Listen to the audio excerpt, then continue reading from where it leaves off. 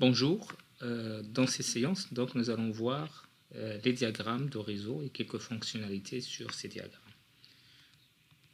Donc, on a ici notre projet. Donc, on a sur la vue droite notre diagramme Gantt et la vue gauche, donc, nous avons notre tableau des tâches. Alors, une fonctionnalité très intéressante qu'on peut utiliser, c'est ce qu'on appelle la désactivation des tâches. C'est-à-dire qu'on peut à tout moment désactiver une tâche. On va prendre un exemple et imaginons que dans notre journée, donc, on nous dit qu'on n'a pas besoin de chercher des sponsors, c'est-à-dire que le budget ne sera affecté par la faculté. Et donc, au lieu de supprimer cette tâche, donc on pourrait bien supprimer cette tâche, mais au lieu de faire ça, donc on peut désactiver cette tâche. C'est-à-dire on va désactiver cette tâche. Si on les désactive, donc c'est comme s'ils n'existent pas. Donc voilà, ils sont maintenant désactivés. Et au lieu d'avoir 33 jours dans la durée globale des projets, donc on a seulement 19 jours. C'est-à-dire on a gagné en termes de délai. Mais au moment où on nous dit par exemple que on a vraiment besoin des sponsors, donc on peut réactiver la tâche, donc on peut cliquer sur désactiver et voilà nos tâches qui reviennent dans notre diagramme et la durée maintenant il est encore une fois 33 jours. Et donc cette fonctionnalité, ça nous permet de désactiver sans supprimer. Et de cette façon, on peut garder cette tâche et on peut la réintégrer sans refaire la planification. Et donc, c'est une fonctionnalité intéressante qu'on peut utiliser dans notre conception de projet. Alors ici, nous avons notre diagramme Gantt.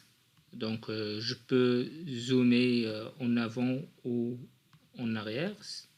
Je peux cliquer ici sur le bouton droit et puis zoomer sur la totalité du projet, donc ensemble des projets, pour avoir plus de visibilité sur la totalité de mon projet. Je peux également afficher le chemin critique, les marges. Donc pour ce faire, donc, je vais sur format. Et ici, j'ai par exemple le chemin critique. Et donc voilà, j'ai mon chemin critique qui s'affiche avec des barres en couleur rouge. Je peux afficher les marges. Donc voilà, j'ai la marge donc pour les tâches qui ne font pas partie du chemin critique. Donc il y a la marge qui s'affiche pour chaque tâche. Je peux également utiliser quelques fonctionnalités de format pour mettre en forme mon diagramme Gantt. Donc je vais toujours dans le format. Donc je clique sur cet écran de format, la barre, et puis je clique sur le texte de la barre. Alors cette fonctionnalité, ça me permet d'afficher les différentes informations sur mon diagramme Gantt. Alors par exemple, je veux à l'intérieur de chaque barre qui représente une tâche, donc afficher le nom de la tâche. Et à droite, je veux par exemple afficher la durée. Et puis à gauche, je veux afficher par exemple la marge. Donc pour faire ça, donc, je sélectionne la totalité du projet. Donc je clique ici pour sélectionner la totalité des projets. Après, format, barre, texte de barre. Et à l'intérieur, donc, je peux choisir l'information que je veux mettre. Et donc, pour faciliter, donc, je vais commencer la saisie. Donc, je vais mettre nom. Et donc, ça va m'afficher le nom de la tâche. Voilà, j'ai le nom de tâche qui s'affiche à l'intérieur des barres qui représentent les tâches.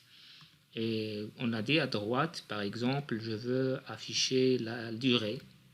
Donc, durée. OK.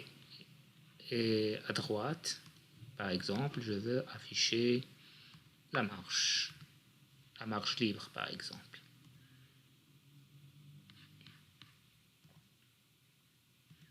Voilà. Puis, donc à droite, je veux afficher la durée. Et puis à gauche, je veux afficher la marge. Voilà. Et donc je peux afficher les différentes informations que je veux sur mon diagramme. Et de la même façon, donc, je peux afficher les informations sur le tableau des tâches. Donc, pour ce faire, donc, il suffit de cliquer sur le bouton droit et après insérer une colonne.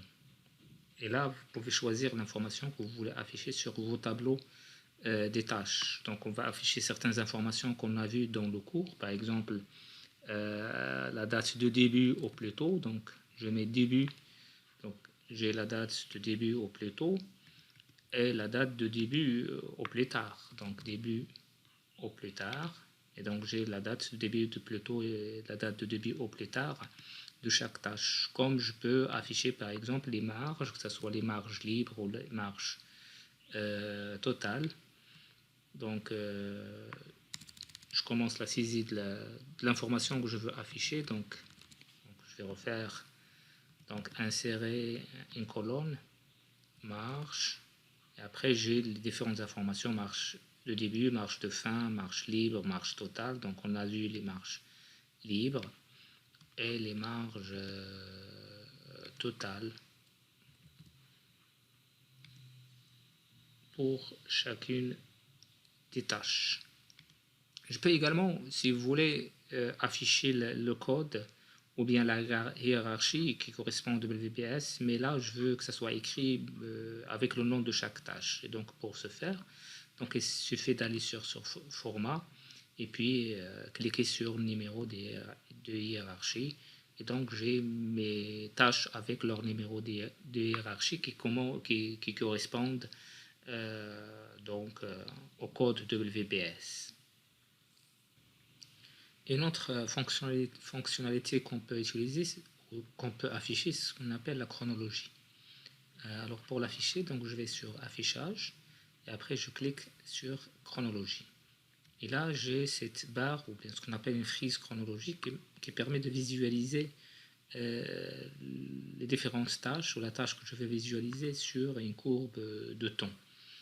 Par exemple, je peux glisser cette tâche, donc élaboration des dossiers de sponsoring.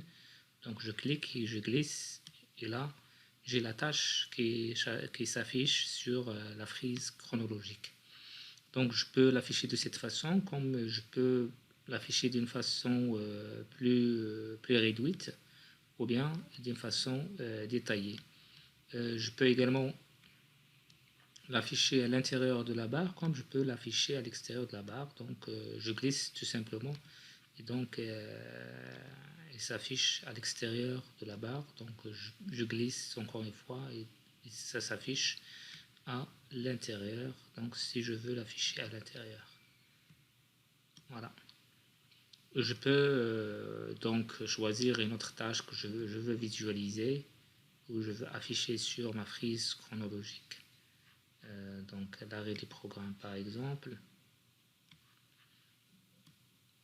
Et voilà, donc il s'affiche ici. Je peux par exemple visualiser la totalité des projets sur la frise chronologique. Donc je clique ici, ou bien je vais tout simplement glisser cette tâche récapitulative, donc qui récapitule l'ensemble des activités de mon projet, l'ensemble des tâches de mon projet. Donc tout simplement je clique et je glisse, et donc voilà, j'ai la totalité de mon projet sur la frise chronologique. Et donc je peux encore une fois, si je veux masquer cette frise chronologique, donc affichage et chronologie, donc pour avoir une vue sur mon diagramme Gantt. Je peux afficher d'autres informations, d'autres réseaux, d'autres vues. Par exemple, donc je vais sur tâches et après les vues. Donc je peux visualiser le calendrier. Et donc ça donne les tâches qui sont réparties sur les journées du mois, comme je peux les afficher par semaine. Et donc ça me donne plus de visibilité sur les tâches que je dois effectuer dans chaque journée. Par exemple, le lundi 6, donc je sais que je dois travailler sur l'élaboration des dossiers de sponsoring, sur la liste des orateurs, et sur l'engagement du traiteur. J'ai la journée des vendredis qui est une journée qui est très chargée, donc où je dois travailler simultanément sur 4 activités. Donc c'est le dépôt du dossier de sponsoring, le contact des orateurs, la décoration des locaux et l'installation des matériels audiovisuels. Je peux également visualiser la chronologie qu'on vient d'établir. Je peux également visualiser le formulaire des tâches. Donc, il me donne pour chaque tâche un certain nombre d'informations, le nom, la date de début, la date de fin, la durée, les ressources. On n'a pas introduit de ressources jusqu'à présent, c'est ce qu'on va faire dans les séances prochaines, mais il va afficher les ressources affectées à cette tâche et puis les noms des tâches prédécesseurs, type de relation, le décalage, etc. Donc ça, c'est pour la totalité des projets, mais je peux cliquer sur suivant pour visualiser les différentes tâches et différentes activités. Et puis, je peux visualiser le diagramme PERT. Alors, le diagramme PERT, c'est ce qu'on nomme ici le réseau des tâches. Voilà, ici, mon diagramme PERT. Je peux zoomer en arrière ou en avant, comme je peux, par exemple, afficher un zoom sur l'ensemble des projets.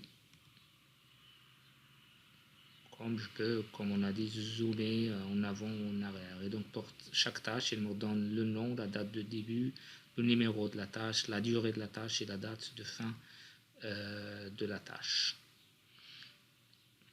Donc, voilà pour les réseaux. Donc, dans la prochaine séance, donc, on va commencer le travail sur les ressources, la planification, la gestion, l'affectation et le nivellement des ressources dans le cadre de notre projet appliqué sur le MS Project.